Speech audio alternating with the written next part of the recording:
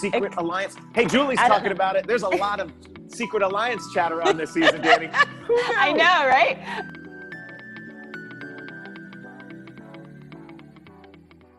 This season, I'm a wreck. Like these last couple of episodes, it's hard to watch. It's very hard to watch. Yeah. I don't know why I'm so emotional watching this season. I just get I agree. so emotional. No, I cried watching the Wednesday and Thursday episodes. And I don't do that with Big Brother. I don't know why I'm so invested. I'm so emotionally invested in this season. I'm actually crying. I just, and you know me, I consider myself not the cry. Well, I am a crier. I digress. I think I am too, but I don't cry over Big Brother except the season that I was in. Exactly. So when I'm watching this season, I'm bawling, slinging snot. Yeah. Every time I watch it, it's just like, what is going on? Why are you guys doing this to me, Big Brother? I'm tired of crying. I know. We're tired of it.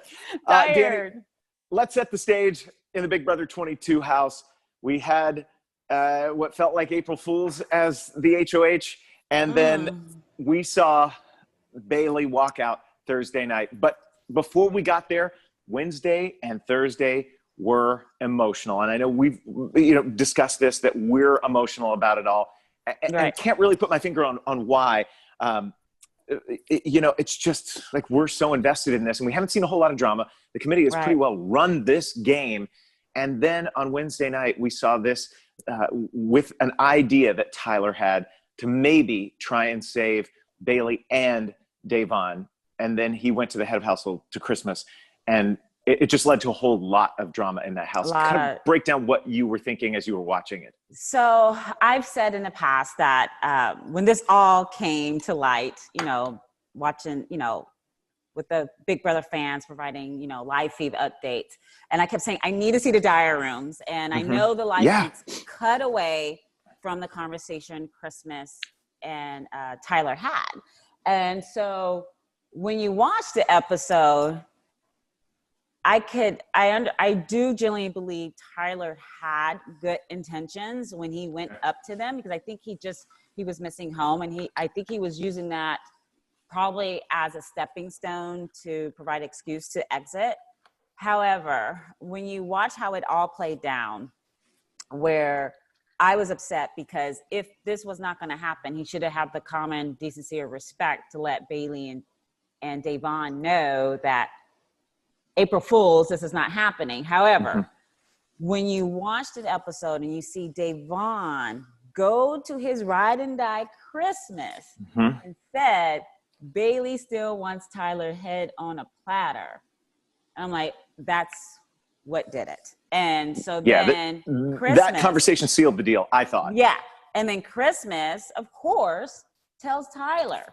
And so if everyone takes a second, and even though I understand he used what he called Black Lives Matter as part of the reason to do right by these girls, which kind of it did leave a bad taste in everyone's mouth.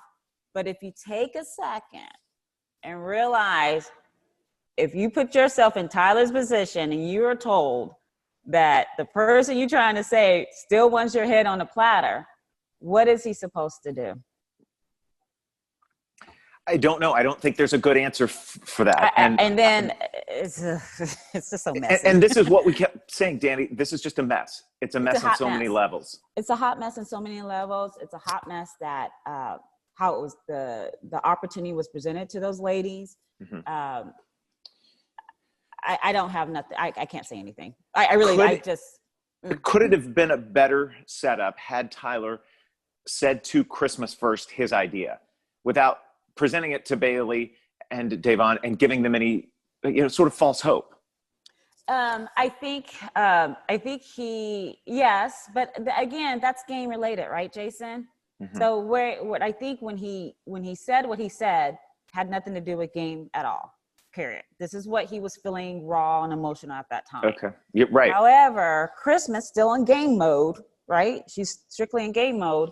When she presented the game to him, then I could see why his demeanor changed and why he didn't feel like, I see, like I said, he wanted to save him And he was, I don't know what was said and the producers told him, whatever. But if your ride and die tells you, hey, by the way, the person you're trying to save, yeah, she still wants your head on the platter. That's going to be difficult. So it's really tough to overcome that. Yeah. And then the where I get so emotionally involved is I hate to see all that fighting going on. And it's just, I was notorious in our season, nothing personal, just business, right, Jason? I said that all the time, right? Well, it's business. It is personal. People's emotions get involved. And I think if people, again, will take a second and put themselves in the other person's shoes, then they can see it. What I don't understand, Crispen is trying to justify her nominations. It's just, it is what it is. But if Crispen would have just said, this girl is hurt, then be apologetic and say, I'm sorry you feel that way. Jason, in our original season, you will always say, I'm sorry I did that to you. And that's what made you such an amazing person, because you understand it was game. Well, but because you're hurting someone on a personal human level, right, for a game move. And it's very different when you play cards and you can put those down and you can lose a hand. But when you are playing a game and the chess pieces are humans, it hurts. It hurts. And you have to say you're sorry when you have hurt someone or wronged them or not gone in the direction that they wanted because it was good for your game and you made a move that benefits my game. I made a move that benefited my game, and I have to apologize to somebody because it hurt their game and it hurt them personally. It did. And so I understand the frustrations between Davon and Bayleigh. But I'm the victim. When you're the HOH and you're the executioner, I stop. Well, Thursday night's episode was explosive. And I will sometimes hear things about an episode, or it will be described as that. And then you see it and you're like, no fireworks there. It really was on Thursday night, an explosive episode. So much happened. And I gotta say, Kevin, in my opinion, had the best advice for Christmas. Go up to the HOH room. And I really think she should have done that. And as I was watching it, and I was just a wreck already. Right. I was like, Kevin, thank you for just saying the right thing right there. And why won't she listen? Because she's only putting gasoline on this fire. Like, you've hurt people and they need a minute to process it. They need a minute to feel it because they're the ones who are the victims and they're hurt. And then later you can have a discussion. But when she got in people's faces and then when she started that clapping. And you don't clap on, let me tell y'all something. You don't clap at a black woman. We'll snatch your soul. And Jason, I was like, oh no, God, Jesus, take the wheel. Take the wheel. Because when Davon walked away, I said, ooh, walk away, because it was like, I was like, ugh. I will say this. I think for both Bay and Day, America has grown to love them even more than they already did. Oh my God. Kind of seeing the situation that they were in, that they were each other's ride or die, and that till the end they defended each other and they held strong. And it was another group of BB legends walking out of the Big Brother house, another duo that wasn't a showmance, that wasn't, that it was a strong alliance, that there was something more than just, hey, we're going to play this game together, that there is a real friendship, a real love for each other that we saw in Kaysar and Janelle a couple of weeks ago. That ended. And then we've seen it in Bay and Day. And it's just, I feel like almost a sadness that as we're watching this show, that we're seeing another great team, a great duo walking out of this house. And it's like, I mean, kudos again to the committee. They are running this house. And there are a couple of people who we barely saw on Wednesday and Thursday night. They're gonna end up in that final 6, final 4, most likely. Probably. Yeah, it's a predictable season. All we do is tune in every Thursday, praying for the Lord above for someone else to win a freaking HOH, please.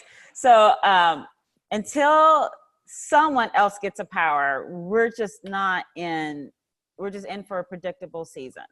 Well, and what I really fear is going to happen is we get down to the committee and then they have to turn on each other. And that's what the end of this game may look like. And for fans of all stars, in this show after now 21 seasons. Here we are at 22.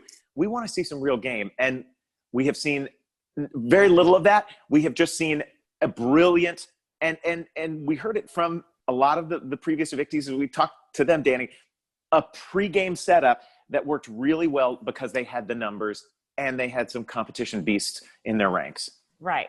I'm just curious. I mean, you got to get to the point, even though they're in this committee, it's all about safety, right? Mm-hmm. So when do they start thinking, can I beat this person in this competition? They're not thinking that. I just don't understand why they're not thinking that.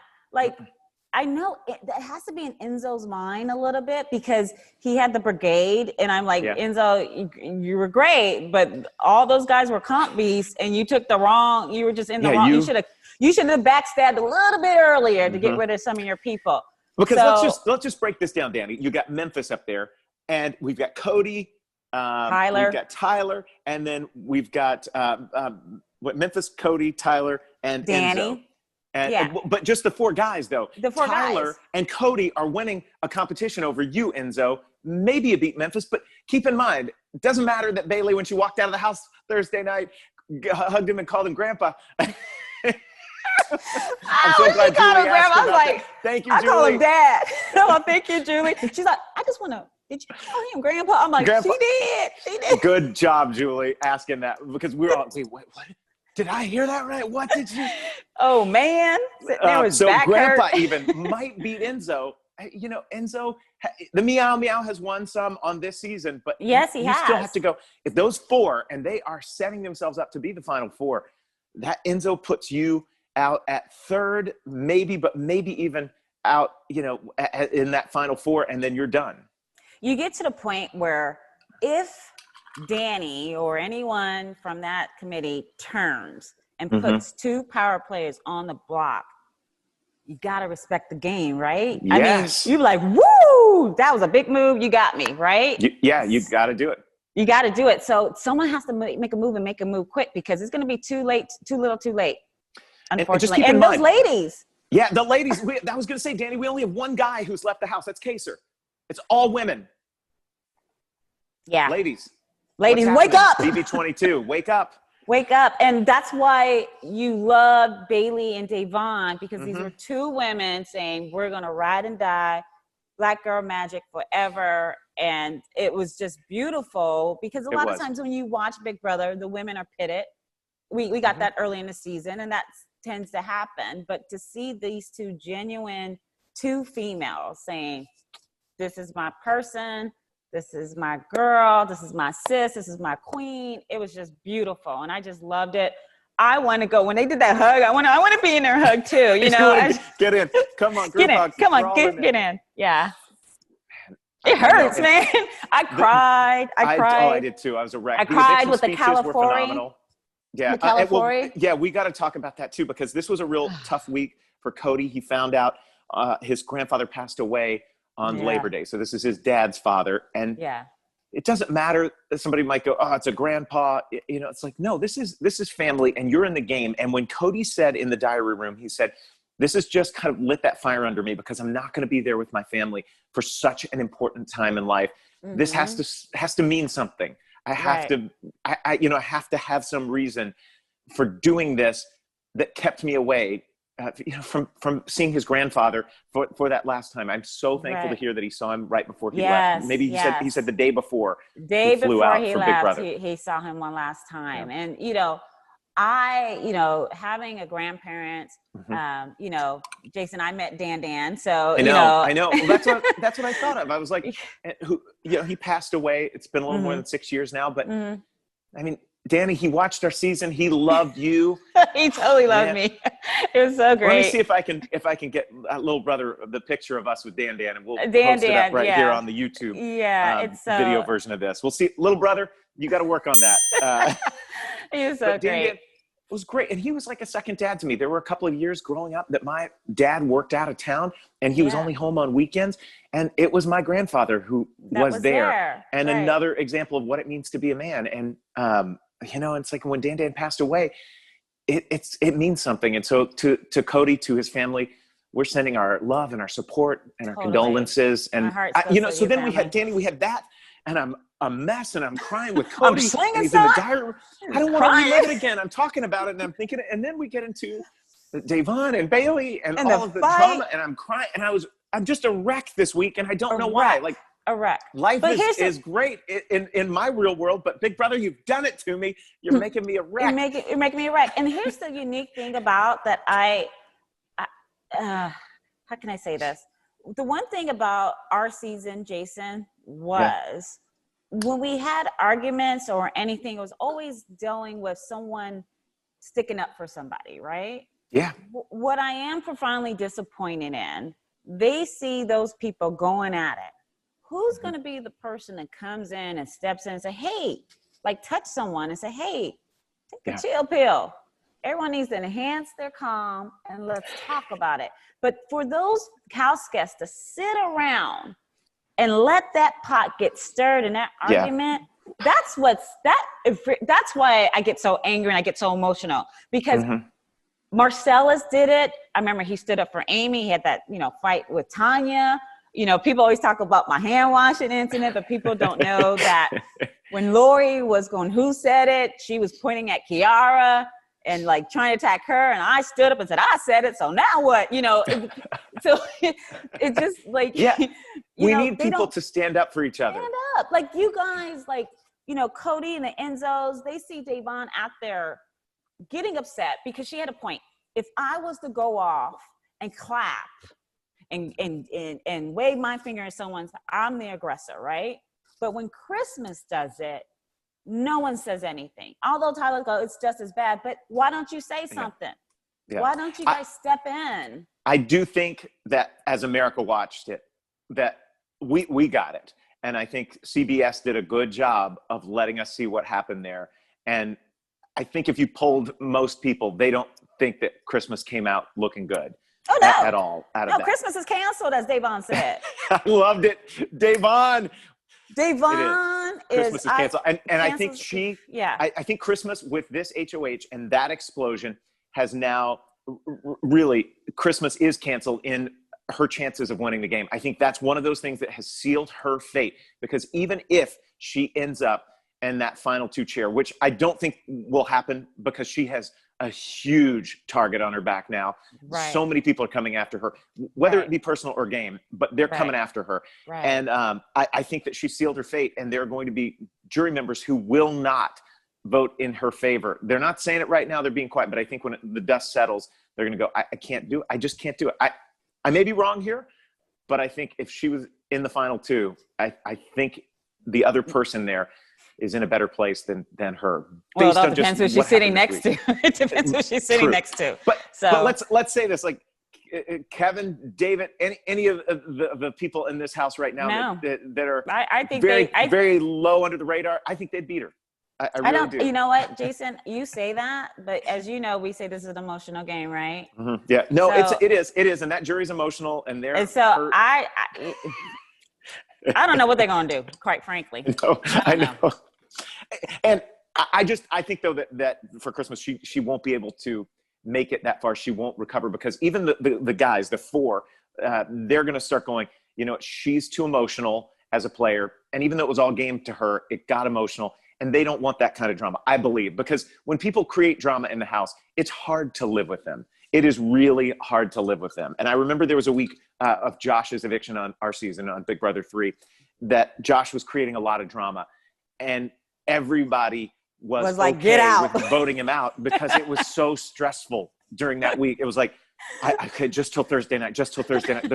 And then you get there and and he's gone. And then there was this big, and as long as, Devon and Christmas are in the house, they've drawn that line in the sand. They are not going to be working together, I don't think. Now, maybe Christmas smooths it over. Well, let me tell you. Could there be some secret alliance? Hey, Julie's talking about it. There's a lot of secret alliance chatter on this season, Dani. I know, right? It's so funny, but can we give kudos to Devon, how she just still played the game. She worked. She said, I'm going to be cool, calm, collective. She grinned, and she gave her what she wanted. I said, keep grinning. Davon, fake it till you make it. And I love Davon. She's still playing the game. So yeah, I just need her to win gives me something. chills just thinking back to it. No, Dani, it's such good gameplay because she's going to smooth things over. And I think she is putting herself in a real driver's type position. Now, let's talk about a spoiler alert, what's happened since we left that HOH endurance comp at the end of the episode. We know who won the power. And Dani, it's Dani. Dani, she wanted it. And maybe she felt like she was in a position where she was going to be found out soon. She needed to have a little power and wield it. And she stayed up there. Kudos to her. She was hungry. She wanted it. She wanted it. Who wants it more? And kudos to Dani Donato. That's what it's about. For doing that. Go Dani. They need to send her some black hair dye because I don't think they realize that somebody throw it over the wall. Throw it over the wall. Y'all don't know this Dani Donato because she scares me. I'm scared. Shoot. I don't know what she's gonna do. I mean, we kind of know what she's gonna do. Yep. Well, can I tell you that she is indicating that she's going to nominate David and Kevin? That's what she's indicating right now. Is that a good idea? Is that good for her game? Well, and she doesn't know there's a power at play. David is going to be able to be the disruptor this week. It's going to be juicy. That's going to be good. It's going to be so good. I can't wait. Is he going to be clever when he does it? Or he going to be like, that's not going to work. I don't know. Well, I got this thing called. Please come to the diary room. It's gonna be funny. I'm gonna see how he's gonna explain himself because I can see you're gonna have to stop it. They're gonna have to get him in there. David, just say you won the disruptor power. You won the disruptor. Okay, David. David, please go to the diary room. They're gonna make him practice like 10 times. Like you got it. And he will have. I feel like some diary room instruction because. If he's feeling like he's going up on the block, and he has talked to Davon and said, don't start laying the groundwork for not nominating me right now. He just wants to be like, let it look like it's a surprise to me. I didn't see this coming, which is good. That's a smart game move because if he starts campaigning too hard, they're going to try to do something else. David is. I'm reading stuff on the feeds, and I'm like. All right, David, I guess you are trying to play a little bit. I keep saying the aliens got sick of Big Brother 22 and did a body invasion of the body snatcher and swapped them out with somebody else. I'm like, okay. And then Kevin said something like, well, who are these two people? Because these ain't the same people we had in the beginning. No, not at all. And that's what is kind of nice now that the game is playing out, that we're starting to see, oh, these guys are in there. They're playing. There's some game. Right. I will give kudos to Nicole F. Because who? Oh, sorry. Right. Franzel. I kid. But she did something nice, and that it deserves us talking about it with wearing the punishment costume for the week and helping out, with Davon. Like, I know you're not moved. It was a game move, absolutely. But thank you. It was a game move. I know, it was nice. And sometimes, especially on a week like this, we needed a nice gesture. We needed to see somebody do something nice, even if for their game. Mm-hmm. You're not buying it. Like, you're not buying that cereal she's trying to sell all week. Oh, well, that's cereal. Ooh. Sloppies. That's so nasty. I'm just saying. Did y'all pick a different name? Not Sloppies. Sloppy seconds. Sloppy second. Oh. Wait. What, Dani? You just had an idea. You tell us that. What's that about? No, I'm not going to even go there. Oh, you're saying it because of Victor? Don't say it. Back it up. No, I'm back we're on the same wavelength. Back it up. Okay, let's move on to your have-nots for the week. Davon, David, and Ian. There are have-nots. I mean, you're going to have me on that thing. Now, I'm a person because I got, my joints, my hips, But if they say you got to be on Slop, I'm like, oh, well, I'm staying on to number 3. I'm holding on now. I'm holding on now. Well, we talked some trash about if there was an endurance comp, if we were back in there. Let's say BB Legends is happening. We got the call. We're in it. Endurance comp. We were like, we're going to drop. But then when they say, oh, you're going to get Slop and you're a have-not. I'm hanging on. Oh, I will be the fourth person. The fourth. Yeah, that is rough. That's rough. I can't do slop. Dani, let's talk about that, because on season 3, our season, peanut butter and jelly was the food punishment. And what people don't know is if you eat peanut butter and jelly sandwiches for breakfast, lunch, and dinner, by day 2 or 3, you need like a level of mouth watering to be able to just take it, like to eat it. You can't get peanut butter down if your mouth isn't watering. You don't have milk? And so by like the 3rd day, I just didn't eat the rest of the week. I couldn't get it down. I couldn't get it down. I would stop eating. I always called, the one thing I loved about Big Brother, I always call it the Big Brother diet, because I would lose like 20 pounds. Because that PB&J, it would crack, my lips were cracked, and I don't like sweets. I'm more salt and savory type of person. So that was like if they said, you're on a Dorito diet, I'm like, I'm in. Doritos all day. I can eat a Dorito. That's good stuff. I cannot eat PB&J. And to this day, Jason, I have not had a peanut butter and jelly sandwich since 2002. No, I hate can't it so say the much. same. I know, I can't. I after many years, grew to love them again, and now it's kind of a jam. It's an easy thing to. You're talking about it. I'm actually. I think it's gagging a little bit because my kids enjoy it. So you make a peanut butter and jelly sandwich like a day. You go to the beach, you pack some PB&Js. It's easy in the cooler, with your adult beverages. I'll eat one. Make it easy on myself. Not gonna do it. My grandkids be like, Gigi, make a peanut butter and jelly. I'm like, what? We don't keep peanut butter in this house. You're gonna get a fried bologna sandwich. Welcome to Gigi's world. We are not eating PB&J. We are not eating PB&J. It's gonna be fried bologna. What's fried bologna? It's a whole new world. Let me introduce you to it. Well, and let me just throw this out there while we're talking about great things. Steakums. It's this little bit thin frozen piece of steak, and you put it in the grill pan, and then you put it on bread, toast it. Sounds delicious. Yeah. So it's very very fatty cut of steak. Oh yes, that's the best kind. Makes it go down better. Okay. That's neither here nor there. But Dani, we're talking about sloppies, and that's what I wanted to ask you, because I've never been on Slop. In All Stars season 1 of All Stars, when you were there, you were on Slop. That was the punishment food. That was Slop was. Yeah, what's it? It's oatmeal, right? It's the Satan's porch, basically. Comes with all the nutritional stuff that you need. Highly nutritional. You can either put some seasoning on it. You can make it sweet. But I like when you keep beating it, because you're hoping it tastes better. And maybe, if you beat it, maybe it turns into like egg whites and you have eggs or something. I don't know, but it's pretty nasty, guys. And that's all you can eat. And people don't understand. That's all you can eat. You can't eat anything else. You can eat all the condiments, you can spice it up, but it becomes grating, and you just don't want to eat anymore, Right. And I remember Marcel and by midweek, you're just not eating, and that's why people are so weak, and they're Marcel and I would talk about how much weight we were losing on All Stars.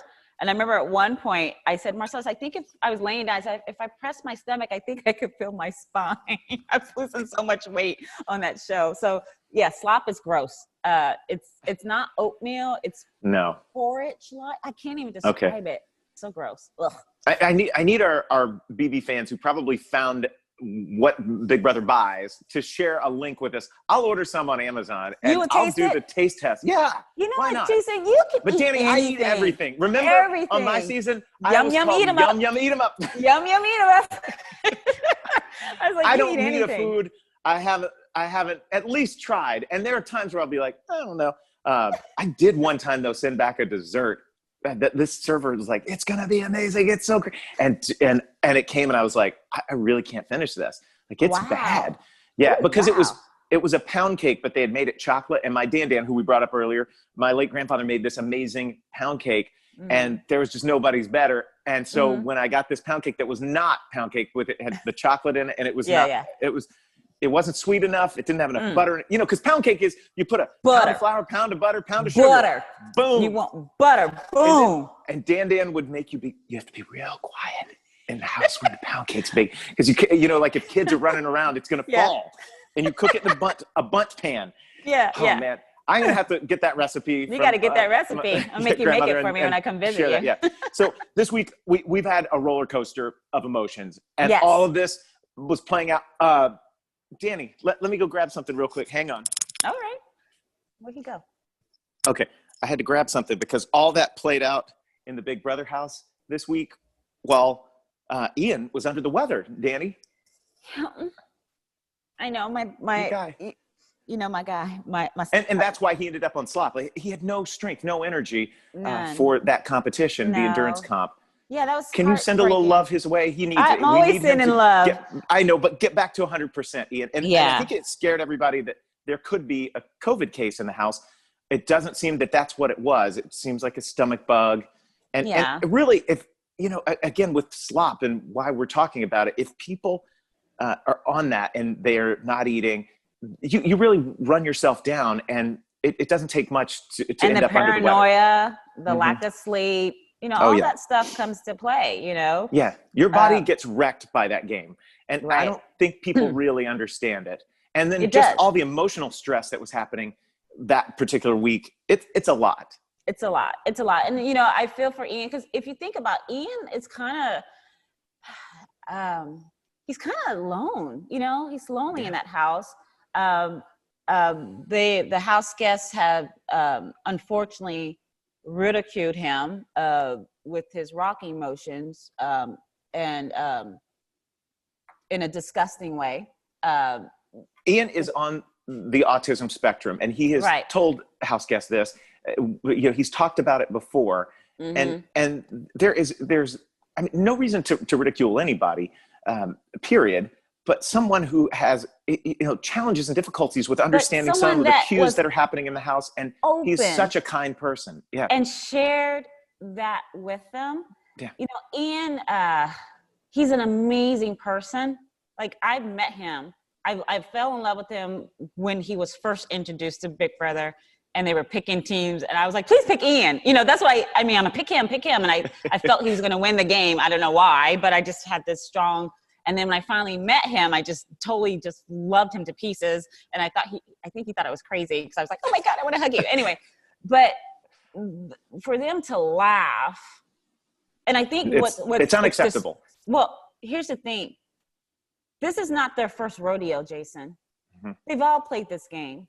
They know live feeds are on. They know we are watching. Like, what in their right mind do they think Dani, this is okay? Also, they're adults, and many of them are older than you know, the typical Big Brother season group, you know, where everybody's 22, 24, you know, like the older players are 30. You know, this is a season where they played 5-10 years ago for many of them, and they know better. They are grown-ups, and I want them to behave better. We need to all in this world be better, and I want that for the house guests. And to sit there and just laugh like that. I mean, we love it. I know. It's just disgusting. It was just disgusting. These house guests, I'm just like, you're grown. Y'all have children. Y'all are haven't had children yet. You don't know what is in store in your life. But to sit here, you know what? I'm not too worried about it, because that man is educated. That man is smart, and that man beat one of the best players in Big Brother history. And he won $500,000. So I'm not too worried about Ian. So Ian can walk there, flip that hair out, and be like, y'all can talk about me. I'm going to rock it on. He's going to be laughing all the way to the bank. Rock it on. I ain't worried about Ian. I ain't worried about him. I will say, you're bringing up a really good point. Ian is very, very, very smart. And Ian will, I believe, be okay. I got really nervous for a little bit that there was coronavirus somehow in that house. You know, maybe groceries coming in or something. I don't know what it was. It doesn't appear that that's the case. No, Ian's good. We're going to be watching him. He's going to come back up, because right now there are many other players that have bullseyes on them. And, you know, it could be really interesting with David making a change I mean, come on, he's going to use it. If Dani makes the nominations, David and Kevin, as she's indicating in the house. This is what I want. Do you want to take the disruptor is going to be awesome. Tell me what you want to see happen in that house. This is what I want. This is what I want. I want David to use it, right? Because then he'll come off. Then there's a block, right? So even if Dani wants to I want David to use it. Okay, yeah. And then I want Davon to win the veto. Take Kevin off. And then I want Memphis sitting on the block or something, or I want Ian to win the power veto. So he say, I don't know. Okay. Well, and keep in mind, though, this is a week where even if Dani tried to backdoor Christmas, I think Christmas, because of her power, she's going block. to be able to do something to save herself. But she could block Tyler. So remember, if Tyler's her ride and die, doesn't her power allow her to block for another person as well? I think she can use it on some other player. Yeah. So that's really until we see these powers play out, it's hard to know exactly how they work. The rules are not published anywhere. The house guests understand it because Big Brother usually in the diary room will give you a card and say, "Here's your power. Here's what it means," and then you read about that. You read it, and then you ask your questions, and then if you're like me, you try to think there's a loophole. You ask some more questions because you want to like cheat a little bit. If I save somebody else, am I also saved? Can I say this? Maybe the producer be like, "Damn it, Dani! If there's a real life genie that pops up, you're going. Can I wish for a million wishes? Can I wish for a million wishes? All right. Can I wish for another genie? Can I wish for another genie that gives me 3 more wishes and I can carry it on? I'm just saying, because I'm that person. I'm the loophole person. I'll try to find a loophole. And that's why they go over it in the diary room. It's going to be an interesting week. I think we are in for some good drama because David's going to be able to block his nomination if that's the way the House wants, and the HOH goes as Dani is HOH. Yeah, it'll be ideal to have Kevin David. David takes himself off the bot. She replaces it. But listen, Dayvon is playing a good game. She's in Dani's ear talking about Tyler and Christmas being that duo, that ride or die, or what was the term that they keep saying? You're untouchable. Untouchable. Yeah, the untouchable. I always think about Tyler Sean and Christmas are setting up for an untouchable. With Kevin Costner. That was a great movie. We'll see what happens. I think I know if anyone's going to take a shot and disrupt, it would have been Dani. However, I think Dani, based on how she played last season, because she turned on her alliance too soon, she's going to wait a little longer. Yeah, she may be apprehensive to take that shot. But one thing about a Donato boy, she'll grin in your face and be like, "No, Tyler, are you serious? I'm so hurt." And the next thing you know, Tyler's on the block. Because that's how Dani rolls. It could happen. Get that girl some black hair dye. I'm ready for that old Dani to come back. They have no idea. They have no idea what's in there, boy. I crack up.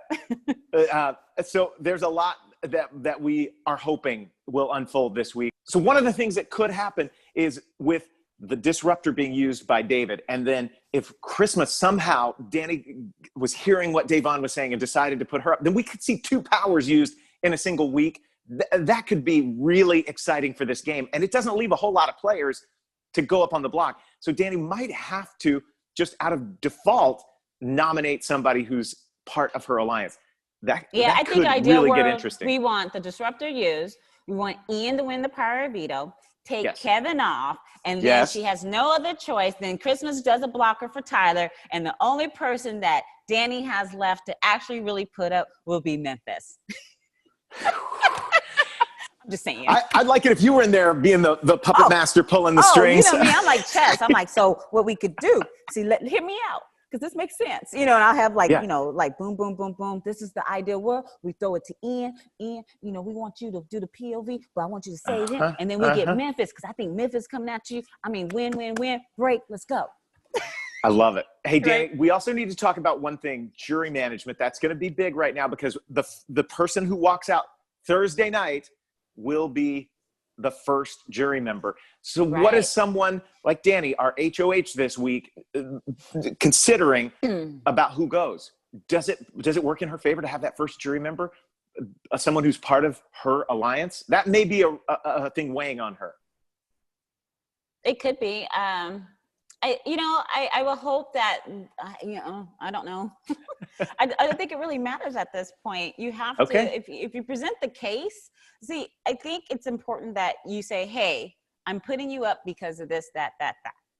It's it. Mm-hmm. And you can say, I could be wrong, but this is why I'm doing it.